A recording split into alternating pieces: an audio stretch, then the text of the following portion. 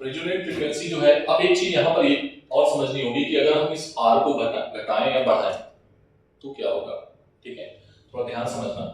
Are को घटाएंगे अगर हम, इफ ये ग्राफ समझ में आ गया बेटा, इफ आर क्या कर रहे हैं, डिक्रीज कर रहे हैं, तो बेटा आई का क्या होगा, आई जो मैक्स है, ये सब रेजोनेंस पे हो रहा है, किस पे हो रहा है, आई मैक्स क्या होगा, इंक्रीज करेगा।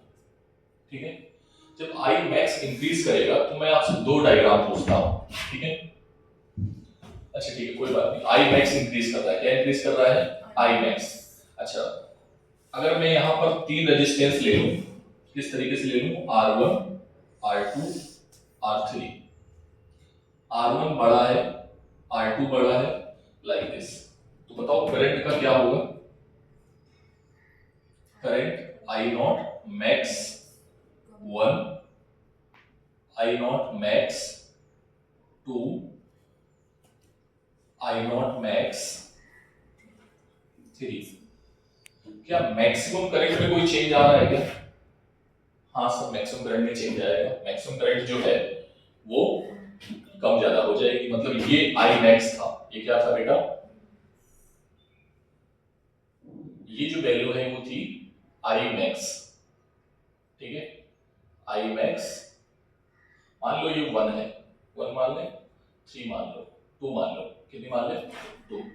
अगर ये 2 है तो सर हम 3 और 1 को कैसे दिखाएंगे, 3 वाली जो करंट है वो 2 से ज्यादा है और 1 वाली क्या है, कम है, तो 1 वाली करंट को हम ऐसे दिखाएंगे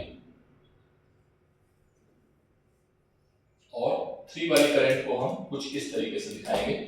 नीट में डायरेक्ट क्वेश्चन आया है, ठीक है, एक बार एग्जाम में, कि which one having more resistance, graph बना के दिया था। इन तीनों में एक सिमिलरिटी है जो आपको बतानी है, R1 R2 R3 कौन होगा बेटा, ये होगा R3, ये होगा R2 और ये होगा R। ठीक है, तो ग्राफ देख के आप रेजिस्टेंस बता सकते हो और करंट भी बता सकते हो। अब इसमें इंपॉर्टेंट बात ये है कि सर चेंज क्या नहीं हुआ है, क्या चेंज नहीं हुआ है, तो मुझे बताएगा क्या चेंज नहीं हुआ है, जल्दी बोलो, क्या चेंज नहीं हुआ है, हाँ क्या चेंज नहीं हुआ, वेरी गुड बेटा, बोलो बोलो सब बोलो, रेजोनेंट फ्रीक्वेंसी, क्या चेंज नहीं हुआ है, रेजोनेंट फ्रीक्वेंसी रिमेन्स सेम। यहां पर क्या बोला आपने, सर रेजोनेंस फ्रीक्वेंसी क्या है, सेम है सर, तो फिर और भी कुछ चेंज हुआ है क्या, बोलो, पीक वही है, पीक जो है, पीक जो देख रहे हो ना, पीक फ्रीक्वेंसी पीक ही है, तो पीक पीक पीक का मतलब समझ रहे हो कि ये जो फ्रीक्वेंसी है ये सेम है। ठीक है, लिखो नहीं, कंफ्यूज ना हो, ठीक है, और क्या चेंज हुआ है, एक चीज और चेंज है, अगर मैं आपसे पूछूं, ध्यान से देखना,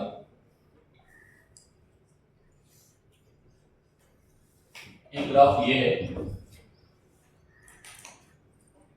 एक ग्राफ ये है, एक ग्राफ ये है, इन तीनों में क्या चेंज दिख रहा है आपको, कर्व की जो पीक है वो चेंज है, मतलब शार्पनेस चेंज हुई है, क्या चेंज हुई है, ठीक है, ये ज्यादा शार्प है, फिर ये उससे ज्यादा शार्प है, फिर ये कम शार्प है। ठीक है, अब दोनों, फिर एक चीज और देखो कि जिसके पास शार्पनेस ज्यादा है उसकी फ्रीक्वेंसी रेंज क्या है, बोलो, जिसके पास शार्पनेस ज्यादा है उसके पास फ्रीक्वेंसी रेंज क्या है, बोलो, कम है, यस और नो, इसी को हमने क्या नाम दिया था, याद है, बैंडविड्थ, वेरी गुड, क्या नाम दिया था, बैंडविड्थ। तो जिसकी फ्रीक्वेंसी ज्यादा होगी, आपने क्या किया है, क्या समझो, आपने क्या किया, आर को घटाया, आई क्या हुआ, बढ़ गया, आई बढ़ेगा तो क्या बढ़ेगा, शार्पनेस बढ़ेगी, क्या बढ़ेगी, इस वैल्यू लेके आया बेटा, शार्पनेस इंक्रीजेस। शार्पनेस को ये लोग बोलते हैं क्वालिटी फैक्टर। क्या बोलते हैं? हालांकि इसका एक अलग फॉर्मूला भी है।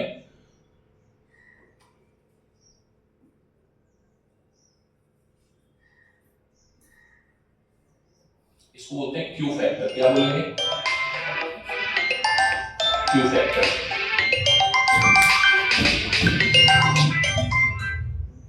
हेलो, हाँ सर, हाँ बोलो बोलो बोलो। अरे मिल गई थी, यही रखी थी, किसी ने, बच्चे ने ले ली होगी आपकी, आप आके कर ले लेना। अरे यही ऑफिस में।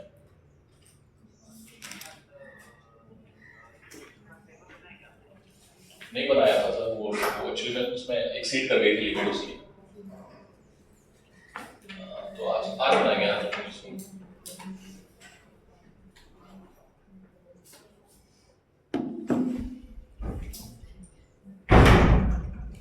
हाँ मैंने क्या बोला बेटा? बोलो बेटा सभी लोग। If R decreases increases, resonance frequency should be same, sharpness, quality factor, s and, यहाँ पर लिख दें and, इसका मतलब समझते हो लोग?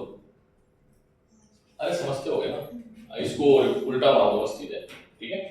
Note down fast. ये तीनों ग्राफ बना लेना साइड में, ठीक है? ये तीनों ग्राफ भी बना लेना, और इसमें बैंडविड्थ ज्यादा है, इसमें शार्प ज्यादा है, वो भी लिख लेना। इस ग्राफ में क्या ज्यादा है, इस ग्राफ में क्या ज्यादा है, और इस ग्राफ में क्या ज्यादा है, ठीक है? फास्ट।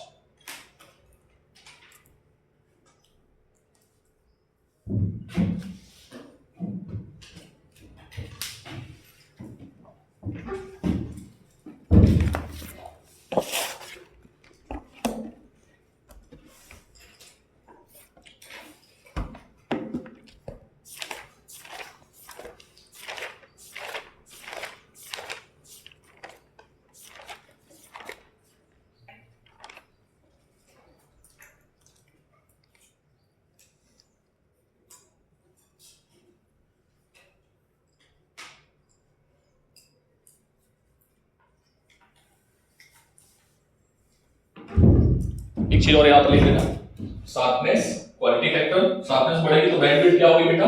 ये लिखो, शार्पनेस, बैंडविड्थ क्या हो रही है? घट रही है। क्वालिटी फैक्टर क्या हो रहा है? इंक्रीज हो रहा है। ये साइन थोड़ा इंपॉर्टेंट है, ध्यान रखना, ठीक है?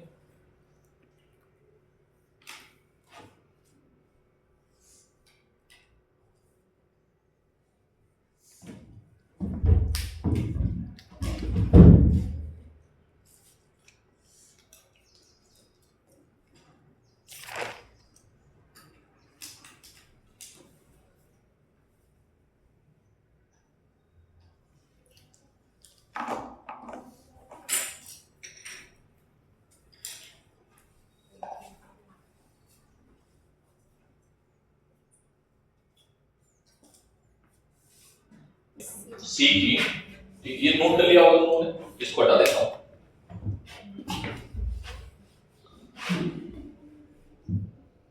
अगर हम बात कर रहे हैं किसकी? सी की, तो ये चार्ज को क्या करेगा?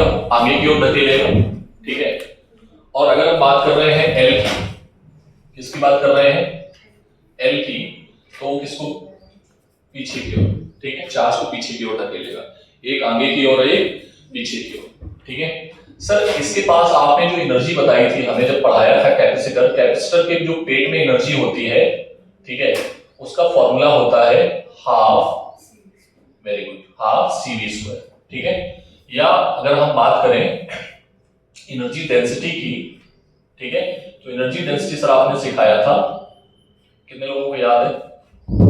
ठीक है? दूसरी चीज क्या है, इसके पेट में कितनी एनर्जी होती है? इंडक्टर के पेट में, याद नहीं है किसी को भी, है ना? LI square. क्या इसकी एनर्जी डेंसिटी का फॉर्मूला बता सकते हो? कोई भी जो बताएगा वो बैठेगा।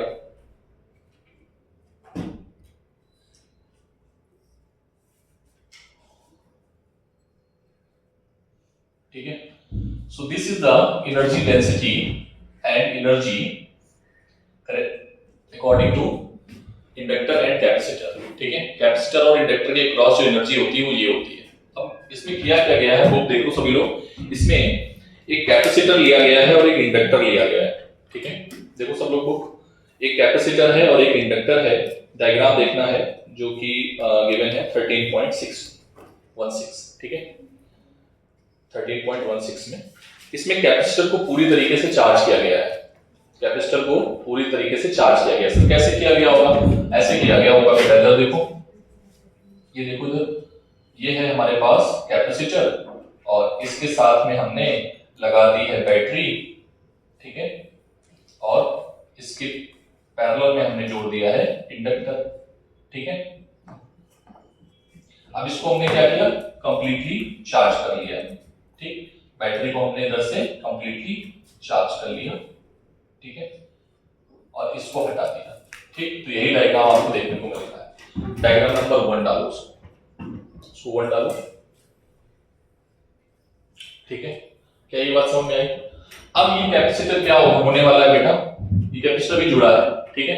जुड़ने के बाद जैसे ही हम इसको छोड़ देंगे तो ये डिस्चार्ज होना स्टार्ट करेगा। क्या स्टार्ट करेगा?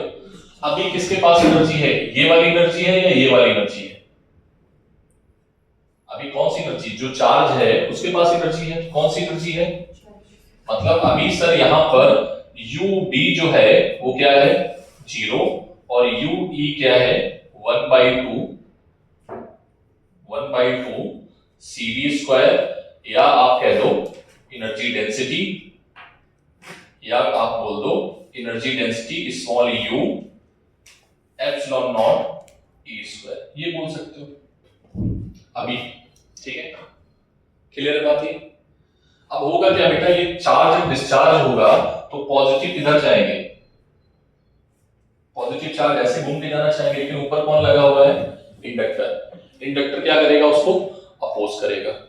क्लियर बात? इंडक्टर उसको अपोज करेगा क्योंकि ये चार्ज क्या हो रहा है, ये चार्ज यहां से यहां फ्लो हो रहा है, तो धीरे धीरे करके ये क्या होगा, चार्ज कम होता जाएगा, मतलब ये डिस्चार्ज होता जाएगा, टाइम के साथ ये घट रहा है। मान लो उसके पास एनर्जी 10 जूल है, कितने जूल है 10, तो 10 के बाद क्या होगा 9 8 7 6 लाइक दिस, ठीक है। तो ये क्या हो रहा है बेटा, यहाँ पर ये करंट जो है वो, मतलब ये जो चार्ज है वो घट रहा है। अगर ये चार्ज घट रहा है तो इंडक्टर क्या चाहेगा, टाइम के साथ अगर चार्ज घट रहा है तो इंडक्टर चाहेगा ये ना घटे, ये इसको सपोर्ट करेगा, ठीक है। तो ये जो पूरी की पूरी एनर्जी है वो इसमें कन्वर्ट होने लगेगी, किसमें कन्वर्ट होने लगेगी, मैग्नेटिक फील्ड में। किसमें कन्वर्ट होने लगेगी, दूसरा डायग्राम देखो जल्दी से। जैसे जैसे करंट, उसका नाम दूसरा डायग्राम डालो, ठीक है। जैसे जैसे करंट कहां जा रही है, इंडक्टर के पास, तो इंडक्टर में मैग्नेटिक फील्ड लाइंस बन रही हैं और कैपेसिटर में जो चार्ज है वो कम होता जा रहा है।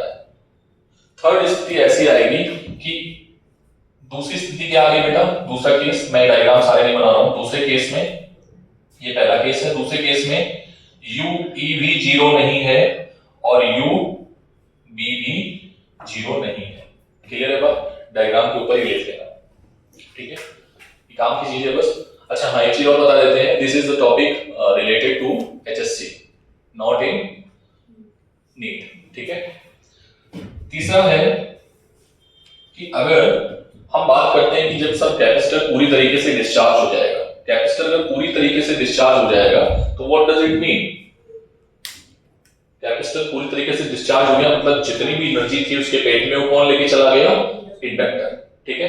तो इंडक्टर के पास अभी एनर्जी है, मतलब डायग्राम नंबर 4 आप देखो तो कैपेसिटर क्या हो चुका है, डिस्चार्ज हो चुका है, और मतलब कैपेसिटर के पास में जो एनर्जी है, इलेक्ट्रिकल एनर्जी दैट इज 0, और मैग्नेटिक एनर्जी कितनी हो गई है, हाफ Li स्क्वायर, या इसको तुम एनर्जी डेंसिटी के फॉर्म में बोलोगे तो क्या बोलोगे, हाफ, ठीक है। क्लियर है बात ये? अब इंडक्टर क्या करेगा, इंडक्टर के पास मैग्नेटिक एनर्जी स्टोर हुई। एक चीज मैं बता देता हूं यहाँ पर, ये जो 10 एनर्जी जो इसके पास में थी, किसके पास में, कैपेसिटर के पास में, तो ये पूरी की पूरी इसके पास नहीं जाएगी। सर क्यों पूरी की पूरी क्यों नहीं जाएगी बेटा, करंट जो है वो वायर के थ्रू जा रहा है, तो वायर में क्या होगा, रेडिएशंस होंगे, क्या होंगे, रेडिएशन। तो रेडिएशन होने के बाद इसको एनर्जी जो मिलेगी वो कितनी मिलेगी, 9 मिलेगी, 8 मिलेगी, मान लो 8 मिल गई। सर 2 जूल कहाँ चली गई, 2 जूल हवा में चली गई, कहाँ चली गई, हवा में, रेडिएशन हो गया, क्या हो गया। अब इसके पास जो पूरी एनर्जी है वो हम ये मान के चल रहे हैं इस क्वेश्चन में कि एनर्जी रेडिएट नहीं हो रही, तो इसकी पूरी एनर्जी किसमें मिल रही है, इसकी पूरी एनर्जी किसको मिल रही है, इंडक्टर को मिल रही है। क्लियर है, ठीक है सर। अब क्या होगा, अब ये होगा कि इंडक्टर क्या करेगा, चार्ज को पीछे धकेलेगा, मतलब करंट को क्या करेगा। अभी क्या किया था, कैपेसिटर ने क्यों धकेला था, इंडक्टर की ओर, अब इंडक्टर किधर धकेलेगा, ठीक, तो कैपेसिटर की ओर आएगा, तो कैपेसिटर क्या होगा, चार्ज होगा, ठीक है। लेकिन यहां पर होगा क्या, इंपॉर्टेंट बात, पोलैरिटी चेंज हो जाएगी। क्या चेंज हो जाएगी, पोलैरिटी चेंज हो जाएगी, मतलब ये डायरेक्शन ऐसी थी तो ये डायरेक्शन कैसे हो जाएगी, चेंज। तो प्लेट जो एक पॉजिटिव थी वो कैसे बनने वाली है, वो प्लेट कैसी बन जाएगी, नेगेटिव। तो नेगेटिव प्लेट होने की वजह से इलेक्ट्रिक फील्ड लाइंस का जो ओरिएंटेशन है वो चेंज हो जाएगा। देखो जरा प्लेट में नेगेटिव हुई है चौथे नंबर वाले पे, क्लियर है बात। फोर्थ नंबर डायग्राम देखो, ऊपर वाली प्लेट पॉजिटिव थी, नीचे वाली प्लेट नेगेटिव थी, अभी यहां पर क्या हुआ है, चेंज हो गया है, ठीक है। ये प्रोसेस चलता रहेगा, सारे डायग्राम बनाओगे तो फोर्थ वाले में क्या होगा बेटा, धीरे धीरे ये वाली स्टेप आएगी और स्टेप आने के बाद वो पूरा का पूरा जो चार्ज है वो किस में चला जाएगा, कैपेसिटर के प्लेट में, तो क्या होने लगेगा, ऑसिलेशंस, ठीक है। आपके सिलेबस में यही तक है HSC सिलेबस में, बट अगर नीट होता है जेई होता तो मैं इसको आगे और पढ़ाता, लेकिन बस जनरल इंफॉर्मेशन के लिए मैं थोड़ा सा पढ़ा देता हूँ, ठीक है। इतना पढ़ ही लिया हो तो थोड़ा सा और पढ़ लो, ठीक है। डिफरेंशियल इक्वेशन, यहां से क्या निकालेंगे हम, डिफरेंशियल इक्वेशन, क्योंकि समटाइम्स क्वेश्चन आ जाता है अनप्रेडिक्टेबल, तो ये कर लोगे। डायग्राम ड्रॉ करने हैं पांचों, कितने, पांचों, उसके करस्पॉन्डिंग एनर्जी लिखनी है, ठीक है। उसके करस्पॉन्डिंग क्या लिखना है, एनर्जी। यहां पर हमें चार्ज बताना है as a function of time, क्या बताना है, ये क्वेश्चन जेई का है, किसका है, जेई में पूछा जाता है। सर नीट में अभी हटा दिया है पिछले साल, ठीक है, नीट में क्या है, पिछले साल उसको हटा दिया गया है, ठीक है, क्योंकि पिछले साल उन्होंने आरसी सर्किट भी हटाया है, तो हमें आरसी सर्किट मैंने आपको पढ़ाया नहीं, सीआर जब पढ़ाया था कैपेसिटर, उसमें आर नहीं पढ़ाया है, ठीक है। तो उसका एक रीजन था कि सिलेबस से हटा दिया गया, तो इसलिए सबने डिस्कस नहीं किया, बट यहाँ पर हम डिफरेंशियल इक्वेशन में निकालने जा रहे हैं तो हमें उसकी जरूरत पड़ेगी, तो एक बार ध्यान से समझ लो क्या है, इसको हटा दें।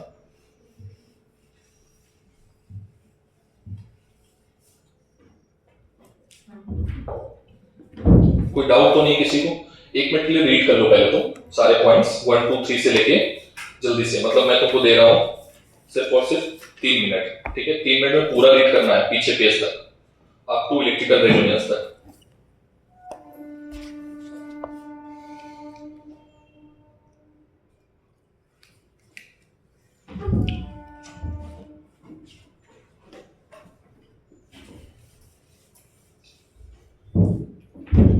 जो कहानी मैंने सुनाई है वो कहानी उसमें बहुत लंबे फॉर्म में लिखी हुई है, कोई पॉइंट समझ में ना आए तो पूछ लेना।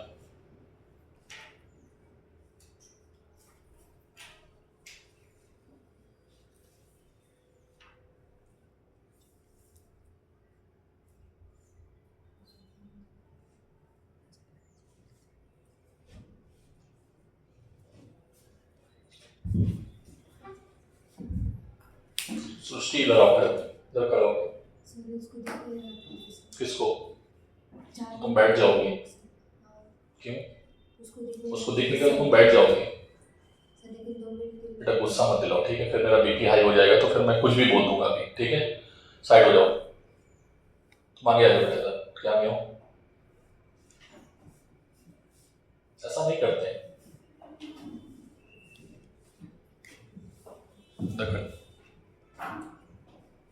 मैं कोशिश करता हूँ गुस्सा ना करो, फिर भी तुम ऐसा काम करोगे। एक बार नहीं, मैंने उस दिन बोला था कि आपको बुक लेके आना है, मॉड्यूल लेके आना है, मैंने भी बोला था कुछ लिखने को तुमसे, नाम लिखा तुमने, थोड़ा बड़ा बड़ा लिखो, पेन से लिखो, ब्लैक पेन से, ठीक है, नाम उस ग्रुप में भेजना है।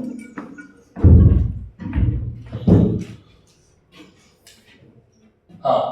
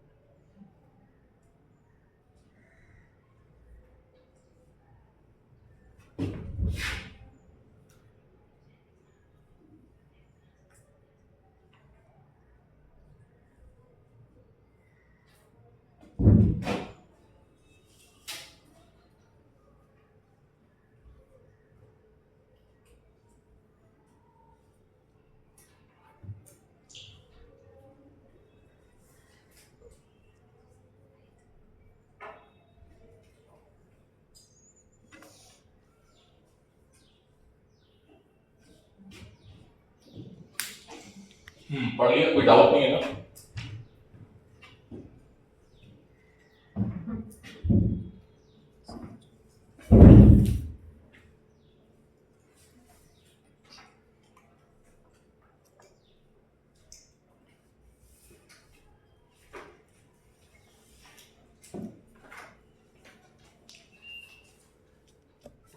बेटा तो देखो, अगर हम यहाँ पर केवीएल यूज करें, ठीक है, तो इसके क्रॉस जो पोटेंशियल होगा कैसे निकालोगे? Q is equals to CV, तो V is equals to Q upon C, Q upon C। इसके क्रॉस पोटेंशियल आ गया। सर इसके क्रॉस पोटेंशियल निकालेंगे तो कैसे निकालेंगे? माइनस का E, ठीक है, E इज इक्वल्स टू क्या होता है? d phi by dt, और phi को L मान के Li किया था हमने, phi को Li किया, L बाहर आ गया, di अपॉन dt। तो इसके क्रॉस क्या आएगा? ये आएगा, ठीक है। इन दोनों को हमने सॉल्व किया लाइक दिस, ठीक है, इधर उधर करके क्या आ गया? di upon dt is equals to L को नीचे में ले जाओ, Q अपॉन LC, ठीक है। बेटा ये I जो है करंट है, I क्या है? करंट। इस करंट, ये करंट जो है वो वेरिएबल करंट है। कैसा करंट है? टाइम के साथ बढ़ रहा है और टाइम के साथ घट रहा है। अगर वेरिएबल करंट है तो वेरिएबल करंट का फॉर्मूला सर ने आपको सिखाया था। करंट इलेक्ट्रिसिटी में क्या होता है? Variable charge upon change in time, या dq upon dt। So you can put here I की value dq upon dt। Shreya ये मुझे बताओ बेटा, ये किसकी इक्वेशन है? हाँ, वेव की नहीं है ये, और देखो ये डिफरेंशियल इक्वेशन है ना। जैसे मैंने आपको याद करो फिजिक्स में जब वेव पढ़ाया था या जब ऑसिलेशंस पढ़ाया था, तो मैंने इस तरीके की बहुत बार इक्वेशन यूज की है, याद है ना? किया था। सो this is the differential equation of wave या ऑसिलेशन। ये किसकी इक्वेशन है? This is the differential equation of charge, simple harmonic equation of oscillating charge. यहां पर क्या लिखोगे? लिख लेना।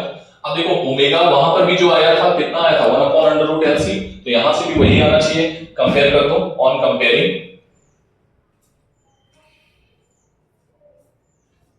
कंपेयर करेंगे तो क्या मिलेगा हमें? यहां से ओमेगा की जगह पे क्या है? Q, Q को दोनों में Q की जगह x डाल दो, Q की जगह क्या डाल दो? x, ठीक है। तो क्या आ जाएगा बेटा हमें यहाँ पर? 1 अपॉन अंडर रूट LC। सारी चीजें वही मिलेंगी, मैं भी बार बार नहीं लिखूंगा। सर ने यहाँ पर इस इक्वेशन का जो सॉल्यूशन बताया था वो x इज इक्वल्स टू लिखाया था a sin omega t plus minus five, ये लिखाया था। कितने लोगों को याद है? सिर्फ एक बच्ची को याद है, ठीक है।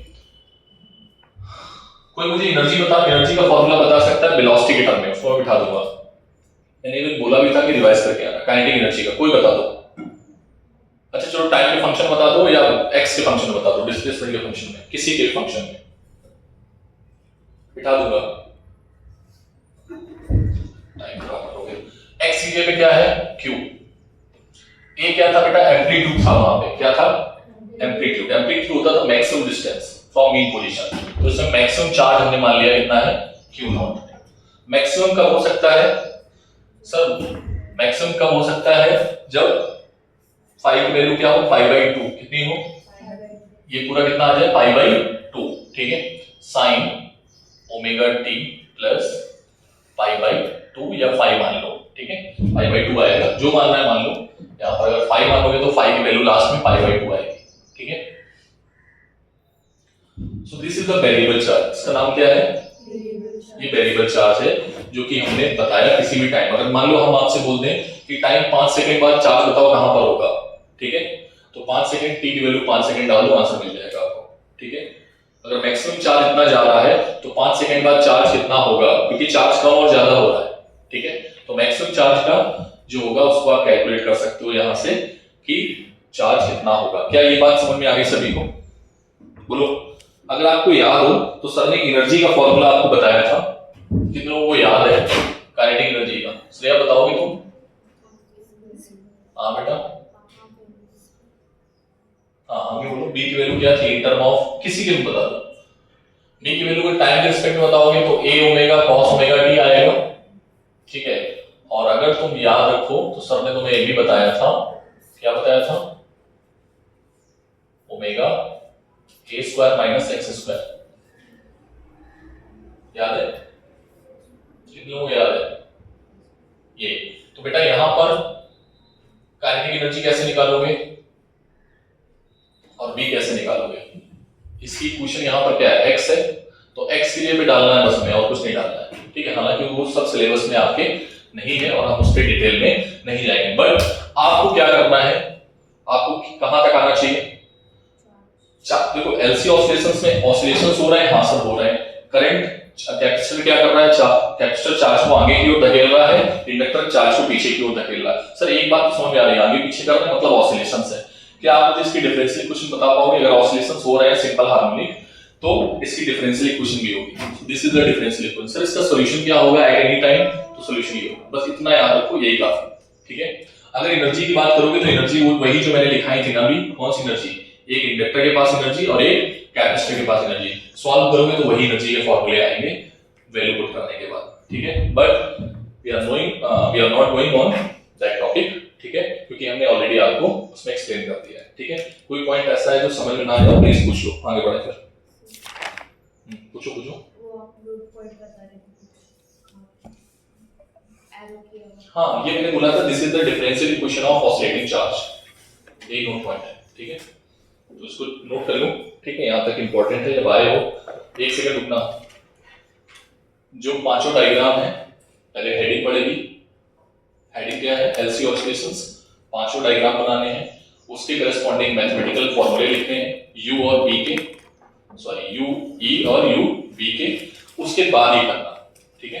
तो जगह छोड़ दो, जितना पेज है उसको छोड़ दो, रिक्वायरमेंट, ठीक है। और एक इंपॉर्टेंट बात है कि जब साइकिल कंप्लीट हो जाएगी तो पोलैरिटी क्या हो जाएगी? चेंज हो जाएगी। हाफ साइकिल के बाद पोलैरिटी चेंज। हाँ नहीं वो सब मत लिखो, कहानी मत लिखो, कहानी मैंने बोल दी ना आधे घंटे से, वही तो कहानी तो बोल रहे हैं।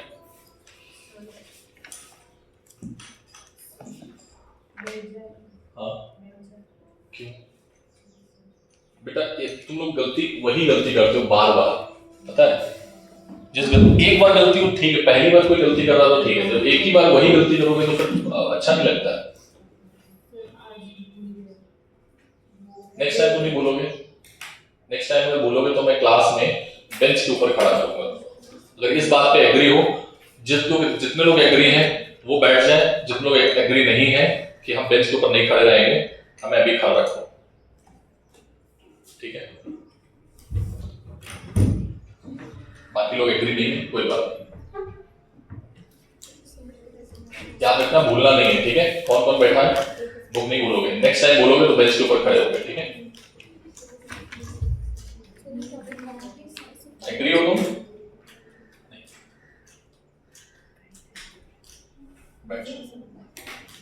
भूलना नहीं बेटा, नेक्स्ट टाइम अगर जो भूले ना फिर तो फिर दिक्कत है। बैठो, बैठ जाओ, लोग एग्री हैं। हाँ बोलो। डायग्राम बनाने हैं, पांच डायग्राम है, पांचों बनाने हैं और फिर ये लिखना है, ठीक है।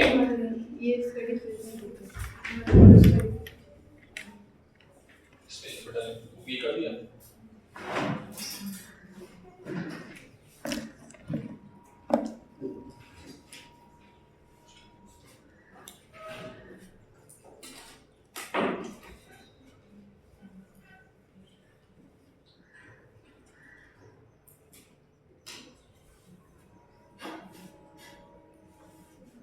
तुम लोग क्यों नहीं बैठे भाई?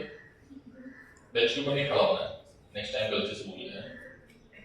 क्यों स्नेह? हाँ बुक नहीं खरीदी?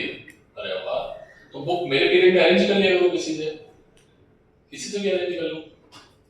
एक किसी बच्चे ने मेरे पास, शायद जेई के बच्चे ने भी नहीं खरीदी, तो उसने वो अरेंज कर लेता, उधर से मांग के ले आता है।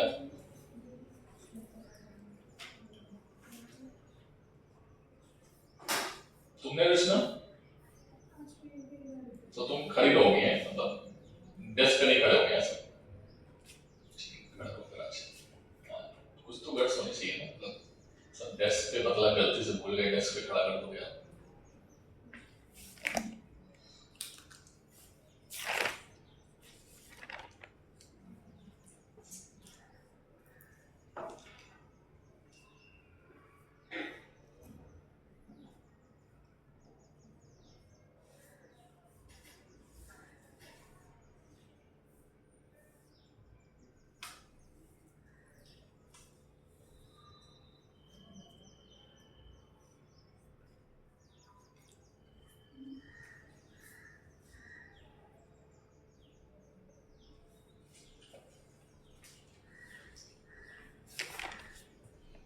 नेक्स्ट हेडिंग डालेंगे क्वालिटी फैक्टर,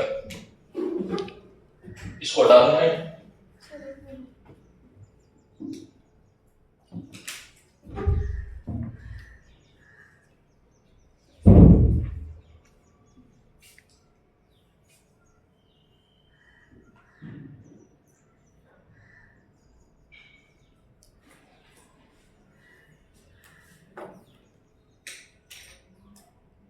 इसका सॉल्यूशन क्या होगा, इस वाली क्वेश्चन का सॉल्यूशन क्या है बेटा?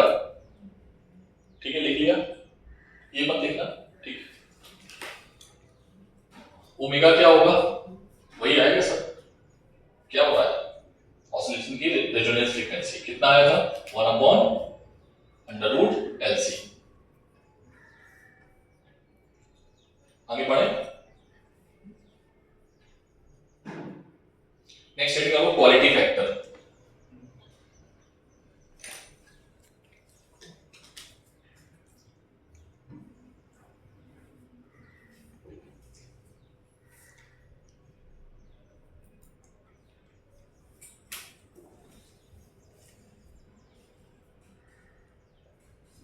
क्वालिटी, हाँ,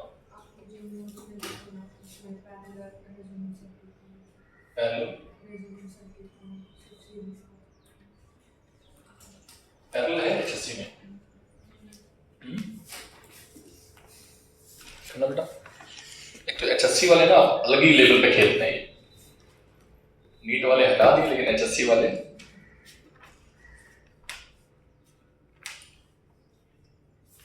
किस पेज नंबर पे बेटा? 301।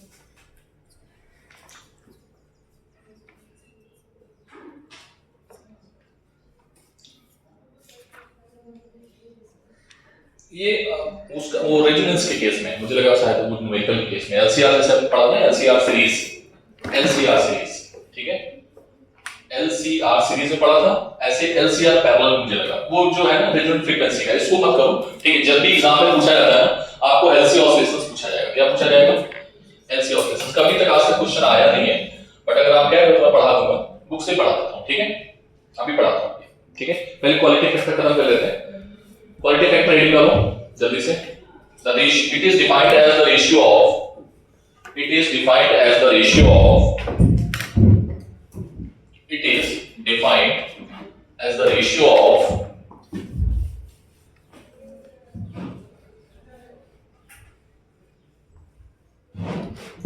it is defined as the ratio of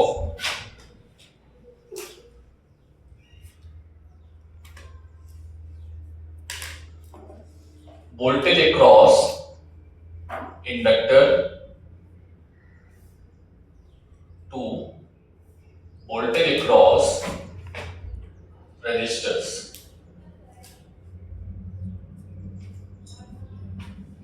Voltage across inductor or voltage across resistors if circuit is L dominant.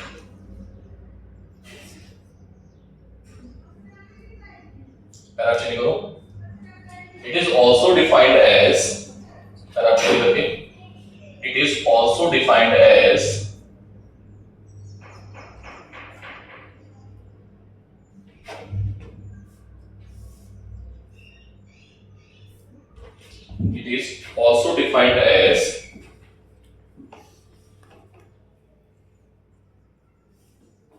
ratio of voltage across capacitance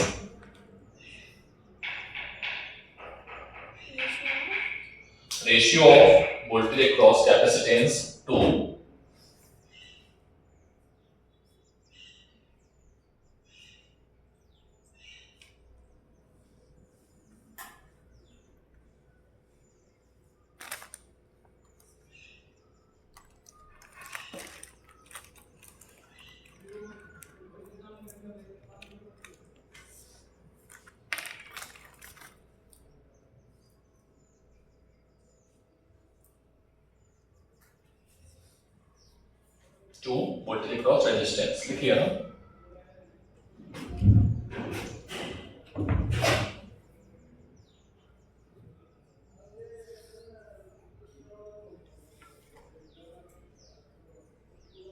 ठीक है, देखो मैंने वही जो लिखा है उसका फॉर्मूला लिख दिया है।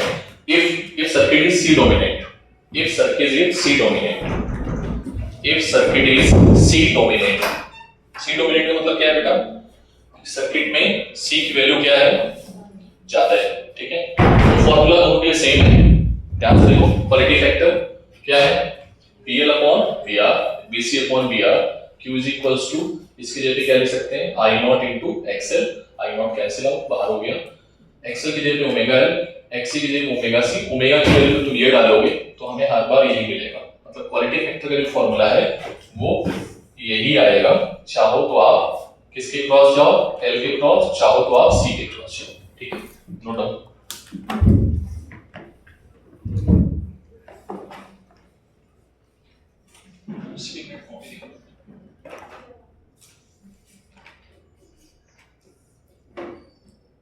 इसमें मैंने कल बहुत कुछ लिखाया था, वो आपने लिखा नहीं है। लिखा था पूरा भी लिख दो। पावर मैंने लिखाया था, पावर हाफ शायद।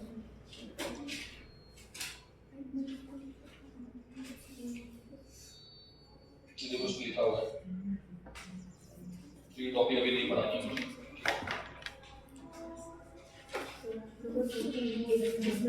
आपने बोला था एक इसमें 3 ग्राफ बनाओ, कल हम फिर बनाया नहीं कल। एक इसमें 3 बनाए थे ना आपने? मैंने एक में 3 बनाए थे और एक अलग से बनाया था जिसमें पावर भी लिखा था, IRMS भी लिखा था। मैंने बताया था ना, नंबर जब बांटे जाते हैं, फ्रीक्वेंसी जो बांटी जाती है ना, आपका नंबर मेरा नंबर, मेरे नंबर के आगे पीछे डिफरेंस रहता है, उसमें पावर की वैल्यू हाफ होती है। लिखो उस चीज को, नोट पॉइंट में वही लिखो, क्योंकि उस टॉपिक को हम एक्सप्लेन नहीं करेंगे। और क्वेश्चन है आपके उसमें एक्सरसाइज में, मैं कल सॉल्व कर रहा था, देख रहा था, उसमें एक्सरसाइज में है क्वेश्चन, जहां पर वो ग्राफ बनाया है ना, श्रेया वो ग्राफ बनाया था, ठीक है। और किसी ने इसमें नोट किया था, तुम जी आई थी कल, आए थे ना कल, ग्राफ दिखाओ और दिखाओ।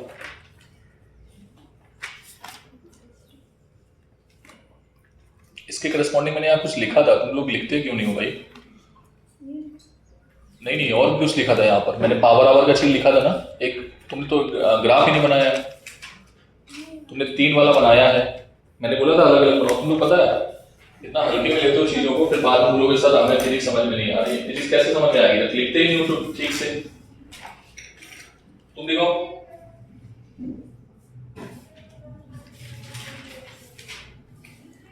कल वाली चीज बनाया बेटा, आपने भी नहीं किया है, आपने तो इवन डायग्राम भी नहीं बनाया है। गलत बात है बेटा, ऐसे थोड़ी पढ़ पाओगे।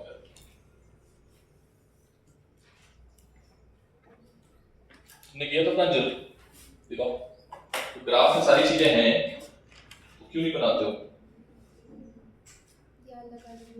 नहीं तुमने नहीं बनाया, मैंने बोला था कि एक नंबर अगर है, दूसरा नंबर हमें देना है तो हम क्या करेंगे? इस वाले का पावर क्या करते थे? 2। अगर इसको तुमने P नॉट माना है तो ये वाली पावर क्या होगी? P not.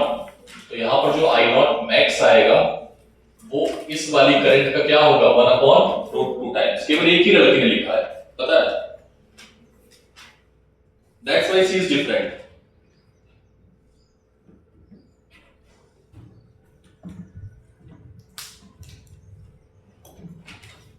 तुमने लिखा इसने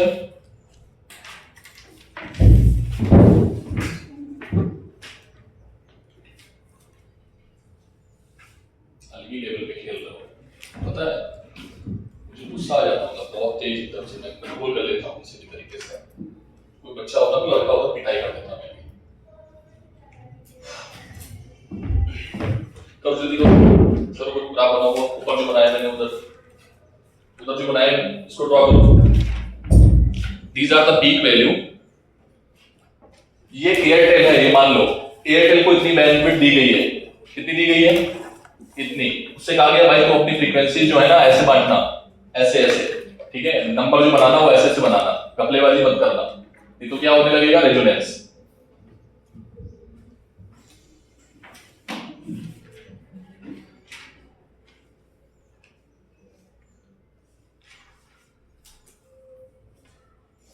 बनाओ इस ग्राफ को जल्दी से।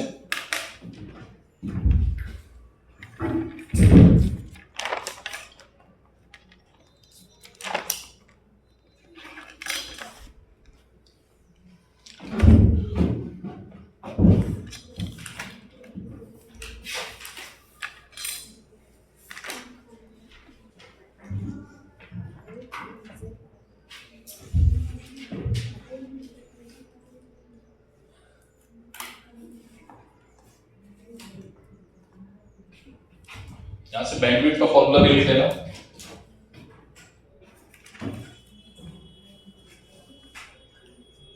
अच्छा, क्वालिटी फैक्टर का एक फॉर्मूला और लिखो। क्वालिटी फैक्टर का यहाँ से जो फॉर्मूला आएगा वो आएगा F not upon delta F. ठीक है, एफ नॉट क्या है? एफ नॉट क्या था?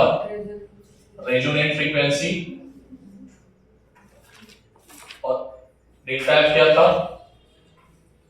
बैंडविड्थ। क्या था बेटा? डेल्टा एफ क्या होता है? F2 बड़ी वाली फ्रीक्वेंसी और F1 छोटी वाली फ्रीक्वेंसी। सर ये कौन सी फ्रीक्वेंसी है इसके करेस्पॉन्डिंग? ठीक है, ये वाली कौन सी फ्रीक्वेंसी है? एक ही ग्राफ बनाना अभी।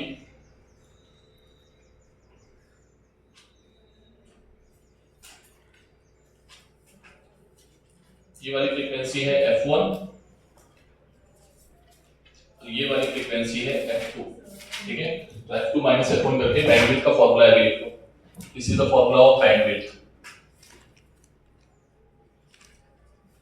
और रेजोनेंट फ्रीक्वेंसी का फॉर्मूला 1/√2 पाई LC। ठीक है, मैंने हेडिंग क्या बनवाई थी भूल गया। हेडिंग कुछ हेडिंग बनवाई थी, इसके अलावा क्या बोला था मैंने?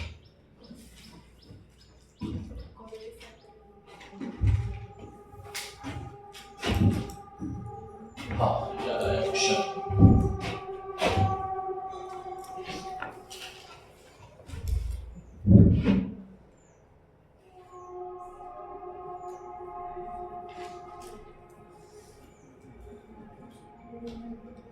चलो आंसर देना तुम लोग, जो लोग खड़े हो। ठीक है बेटा, ये ग्राफ किसका है? साइन ओमेगा टी का है, कॉस ओमेगा टी का? ग्राफ किसका है? साइन ओमेगा टी का। ठीक है, यहां से यहां तक एक साइकिल कंप्लीट है। एक साइकिल में जो टाइम लगता है उसको क्या बोलते हो? एक साइकिल में जो टाइम लगता है उसको क्या बोलते हैं? बैठो, ये टाइम पीरियड। ठीक है, हाफ साइकिल है, टाइम पीरियड कितना है? T/2। ठीक है, what is the maximum value according to this? क्या है? I not. कोई मुझे बताएगा इस फंक्शन की आरएमएस वैल्यू क्या है? जो बताएगा वो बैठेगा। What is the RMS value of this function?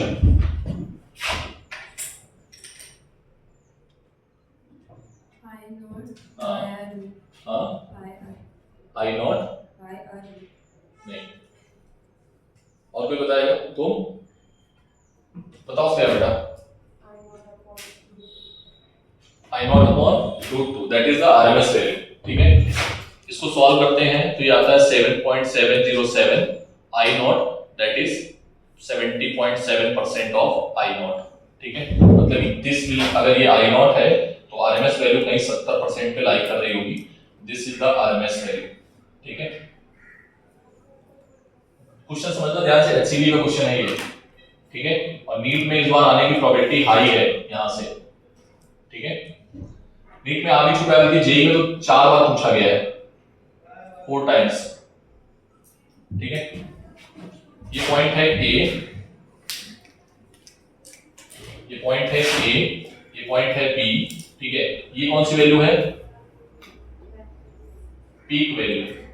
Sir ये कौन सी वैल्यू है? तो आरएमएस वैल्यू। ठीक है, यहां पर टाइम कितना होगा श्रेया? T/4। यहां पे टाइम कितना होगा? 3T/4। अरे हाँ ना बोलना पड़ेगा। अब क्वेश्चन ये है, क्वेश्चन क्या है?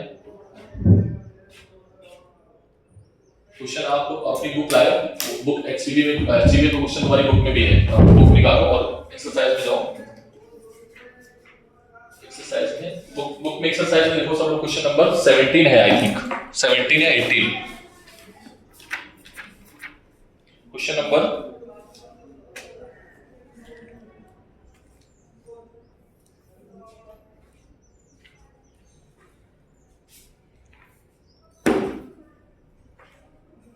क्वेश्चन नंबर है 20। ठीक है, क्वेश्चन क्या है बेटा? Find the time. आप क्या है? Find the time required 50 hertz. पूरा क्वेश्चन पढ़ो। 50 hertz alternating current to change its value from 0 to RMS value. कहां से कहां? 0 से आरएमएस बोल रहा है। ठीक है, एचसीडी का क्वेश्चन है पीक वैल्यू से, नीट में जेई में पूछा गया है पीक वैल्यू से आरएमएस वैल्यू। तो पीक वैल्यू से आरएमएस वैल्यू पर आने में कितना टाइम लगेगा? आरएमएस वैल्यू में आने में कितना टाइम लग रहा है? आरएमएस वैल्यू जो होती है I0 पर √2 होती है। तो टी की वैल्यू यहां से निकालो। टाइम हम निकालने जा रहे हैं आरएमएस वैल्यू का। Time to carry RMS value. कौन सी वैल्यू? RMS value. तो आई की फॉर्मूला क्या है? I is equals to I0 sin omega T. कह रहे हैं ये जब आरएमएस वैल्यू के बराबर हो जाए तो आपको क्या निकालना है? टाइम। सर आरएमएस वैल्यू आपने हमें पढ़ाई है, कितना होता है? यहां से कितना आएगा बताओगे मुझे? sin omega t is equals to sin omega t is equals to 1 by √2। तो omega t is equals to कितना आएगा? Pi by 4। बोलो। तो t is equals to omega की जगह पे क्या लिखोगे? 2 पाई बाई t। तो पाई बाई 4, पाई से पाई कैंसिल, तो t आ गया t बाई 8। हाँ बोलो।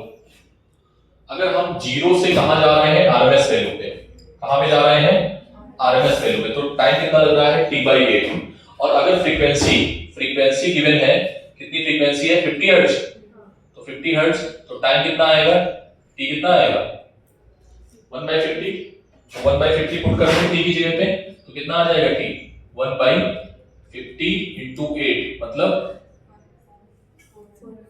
400 सेकेंड। इसको अगर सॉल्व करोगे तो आंसर कितना आएगा?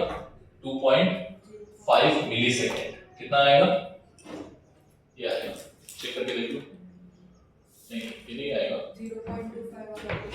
0. देखना है ना, आंसर मैच करो। देखो पहले तो नहीं मैच कर रहा है। कितना है? हाँ तो मिली सेकेंड तो आ रहा है 2.5। सही तो है बेटा। ये पावर ऊपर जाएगा ना, 1/4 को 2.5 लिख सकते हैं। सॉरी 0.25 है ना, तो उसको 2. सही लिखा था मैंने। ठीक है, मिली सेकेंड। ठीक है, तो एक चीज और इधर देखो। अब तो ग्राफ से आंसर देगा। आंसर किससे दोगे? ग्राफ से। ठीक है, ग्राफ देख लो पहले एक बार। अपनी नजरों में बसाओ, पहले नोट कर लो, फिर नजरों में बसाओ। हम क्वेश्चन चेंज करते हैं। इसी में जो आए हुए 4 बार क्वेश्चन वो कराते हैं।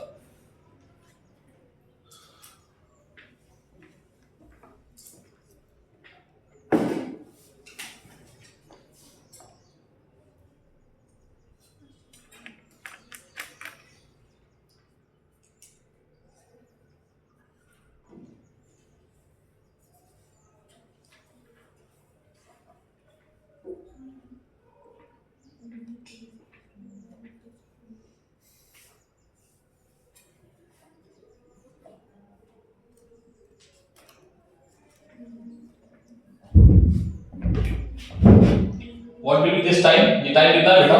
अभी आंसर निकाला है तुमने, t बाई 8। इधर देखो 0 से t बाई 8, t बाई 8 से t बाई 4, और फिर हम आरएमएस वैल्यू पे पहुंचे तो t बाई 8 को और जोड़ दो। कितना आ जाएगा? 3 t by 8, t by 8, t by 8 और फिर t बाई 8, तो कितना हो जाएगा? 3 t बाई 8। ठीक है,